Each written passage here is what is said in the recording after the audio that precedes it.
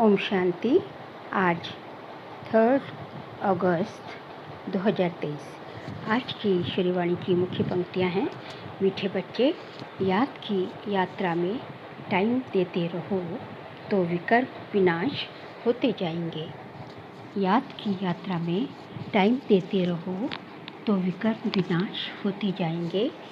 सबसे ममत्व मिट जाएगा, बाप के गले का हार बन जाएंगे। प्रश्न है, गॉडफादर द्वारा तुम बच्चे किन 2 शब्दों की पढ़ाई पढ़ते हो? उन 2 शब्दों में कौन सा राज समाया हुआ है? उत्तर है, गॉडफादर तुम्हें इतना ही पढ़ाता कि हे आत्माएं, शरीर का भान छोड़ो और मुझे याद करो। ये 2 शब्दों की पढ़ाई इसलिए पढ़ी जाती है क्योंकि अब तुम्हें इस पुरानी दुनिया में पुरानी खाल नहीं लेनी है, तुम्हें नई दुनिया में जाना है। मैं तुम्हें साथ ले चलने आया हूँ, इसलिए देह सहित सब कुछ भूलते जाओ। गीत है, तुम्ही हो माता पिता तुम्ही हो। ओम शांति। बच्चे शालिग्राम जानते हैं कि कोई मनुष्य द्वारा हम शास्त्र नहीं सुनते हैं। इसको सत्संग नहीं कहा जाता है, पढ़ाई कहा जाता है। अगर मनुष्यों से पूछा जाए तो कहेंगे कि हम सत्संग में जाते हैं, वह कहेंगे कि हम कॉलेज में जाते हैं। ये तो जानते हो, सत्संग में साधु संत विद्वान आदि सुनाने वाले होंगे। स्कूल में भी मनुष्य टीचर्स प्रोफेसर्स आदि होंगे। यहाँ मनुष्य नहीं है, ये है बेहद का रूहानी बाप, जिसको कहा जाता है तमेव माता पिता तुमेव। ये महिमा देवताओं की भी नहीं है, ब्रह्मा विष्णु शंकर की भी नहीं। ये महिमा है निराकार परमपिता परमात्मा शिव की। अब बच्चे जानते हैं कि निराकार परमपिता परमात्मा ये शरीर धारण कर पाठ बजा रहे हैं। सिवाय इस निराकार परमपिता परमात्मा के कोई भी ब्रह्मा कुमार कुमारियों को पढ़ा नहीं सकते। ब्रह्मा को भी ज्ञान सागर नहीं कहेंगे, इसको प्रजापिता कहते हैं।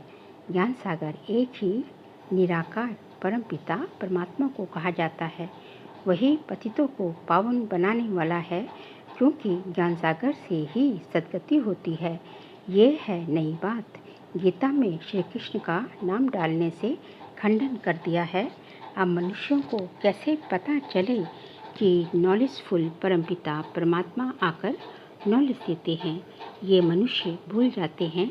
ऐसे नहीं कि शास्त्र आदि द्वापर के आदि में ही बनते हैं, नहीं, समझाया जाता है।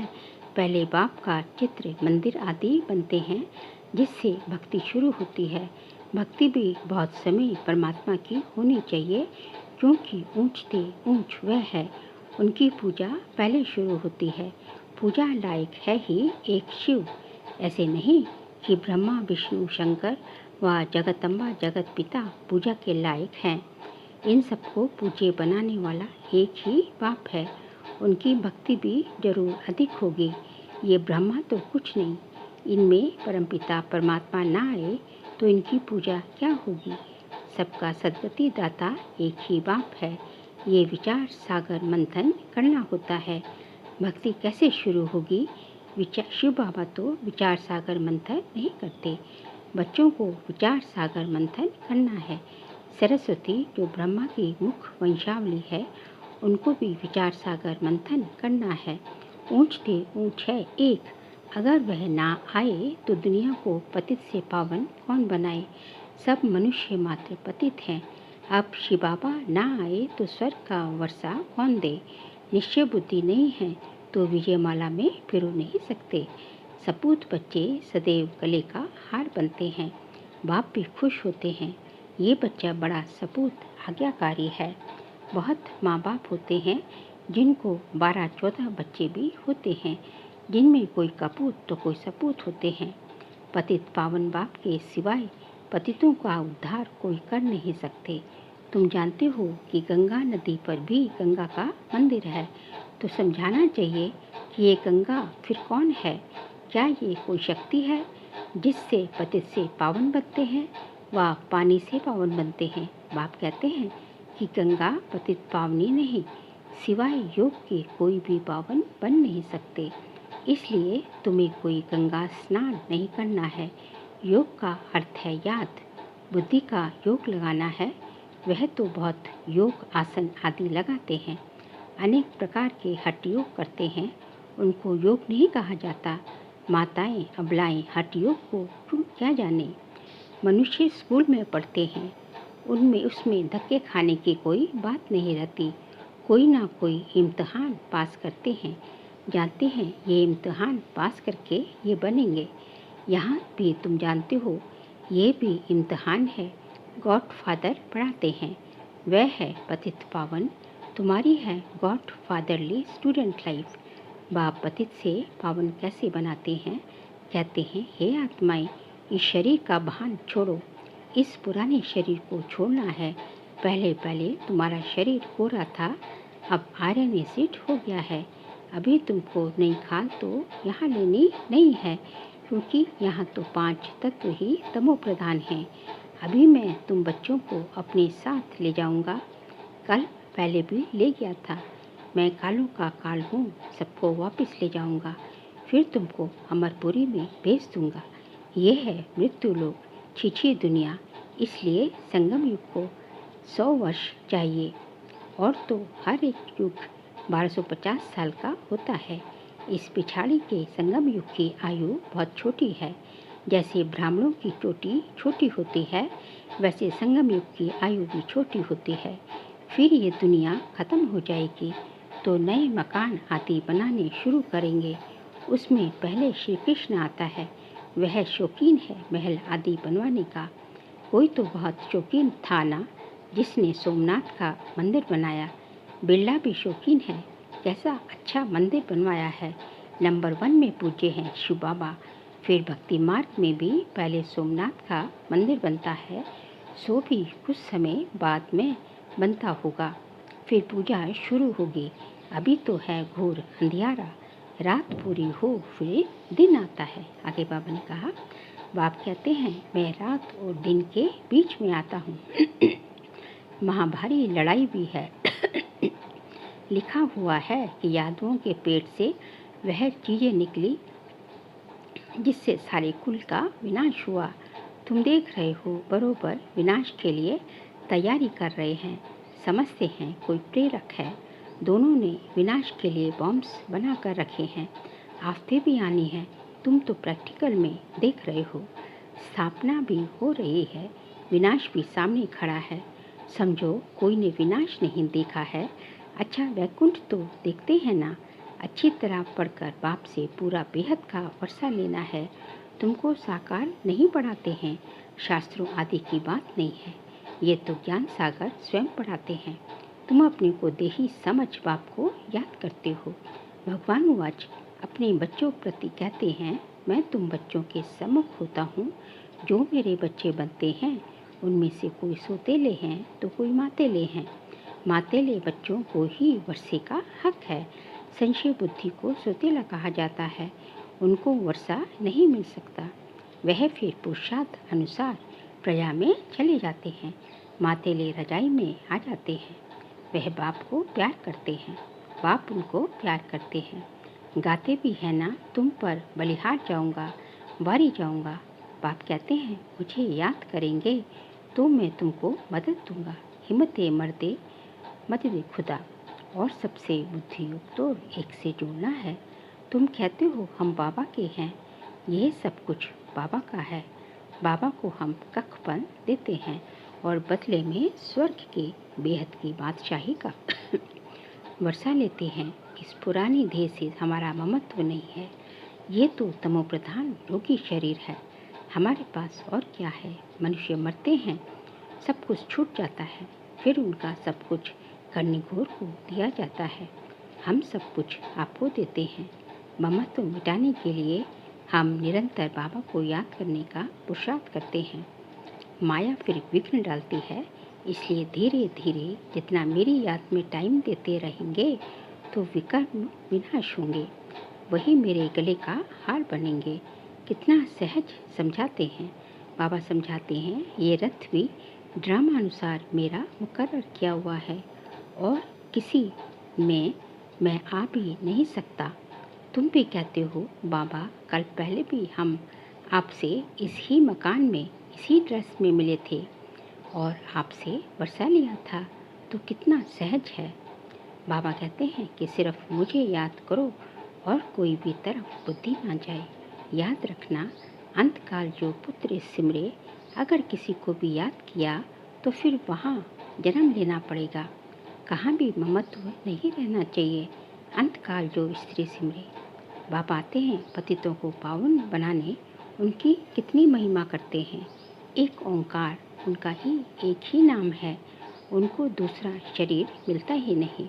जो नाम बदले हो, तुम तो 84 जन्म लेते हो, तो नाम भी 84 पढ़ते हैं। बाप की महिमा में गाते हैं, निर्भय निर्वैर अकाल मूरत, वही कालों का काल है, उन्हें काल खा नहीं सकता। मैं सभी को मुख्य धाम में ले जाऊंगा। निर्वैर, मेरा कोई से भी वैर नहीं है। अकाल मूर्त अंजोनी, मैं जन्म मरण में नहीं आता हूँ। उनकी कितनी महिमा गाते हैं। गाया भी जाता है, दुख हरता सुख करता, कलयुग के दुख हरते हैं, सतयुग के सुख देते हैं। बच्चे जानते हैं भारत में सतयुग में जीवन मुक्ति थी, बाकी सभी आत्माएं शांति धाम में थी। याद पड़ता है ना?